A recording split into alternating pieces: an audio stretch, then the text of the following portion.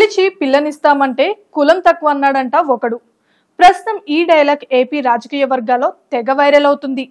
సరిగ్గా కూటమి అధికారం వచ్చే వేళ, బాబు సీఎం అయ్యే వేళ ప్లేట్ ఫిరాయించి జగన్ పంచాన చేరి పవన్ పై చంద్రబాబు పసలేని ఆరోపణలు చేశారు. ఈ ముగ్గురిని నేతలు అనేకంటే మూర్ఖులు అని సంబోధిస్తే బాగుంటుందేమో.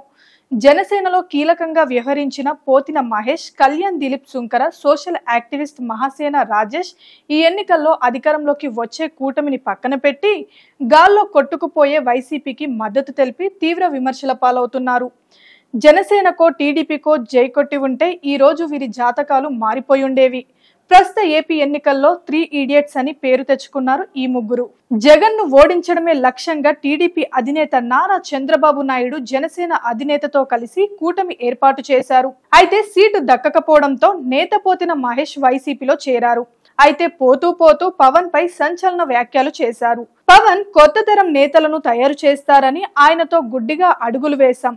టించేవాడు నాయకుడు అవ్వలేడు, నమ్మకం కలిగించేవాడు మాత్రమే నాయకుడన్న ఆయన స్వార్థ రాజకీయ ప్రయోజనాలు కలిగిన వ్యక్తి పవన్. ఇలాంటి పాషాణ హృదయం కలిగిన వ్యక్తితో ప్రయాణం చేసిన మాపై అసహ్యం కలుగుతుందన్నారు. ఇక గత 2019 ఎన్నికల్లో వైసీపీకి జై కొట్టిన మహాసేన రాజేష్ సైతం కూటమిపై తీవ్ర వ్యాఖ్యలు చేశారు. పవన్ కళ్యాణ్ గారితో పోలిస్తే మా వర్గాలకు జగన్ గారే బెటర్ అనిపిస్తుంది. పవన్ కళ్యాణ్ గారి వలన జరిగే అనర్థాలు ప్రజలకు తెలియజేస్తాం. ఇప్పటికే చాలా సహించాం. జనసేన పోటీ చేసే అన్ని స్థానాల్లోనూ ఓడించడానికి రాజ్యాంగబద్ధంగా పనిచేస్తామంటూ వ్యాఖ్యలు చేసిన విషయం తెలిసిందే. ఇక ప్రముఖ న్యాయవాది, యూట్యూబర్ కళ్యాణ్ దిలీప్ సుంకర సైతం కూడా మొదటి వరకు జనసేన పార్టీకి మద్దతిచ్చాడు.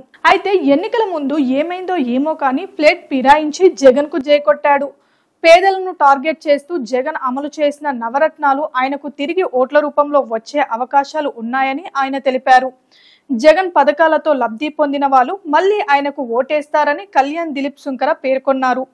పవన్ గతంలో టికెట్ ఇస్తానని చెప్పారు, కానీ నాకు టికెట్ కావాలని ఎప్పుడూ అడగలేదని సంచలన వ్యాఖ్యలు చేశారు. ప్రస్తుతం వీరు ముగ్గురు ఏపీ రాజకీయాల్లో దురదృష్టవంతులుగా మిగిలిపోవడం హాట్ టాపిక్ గా మారింది.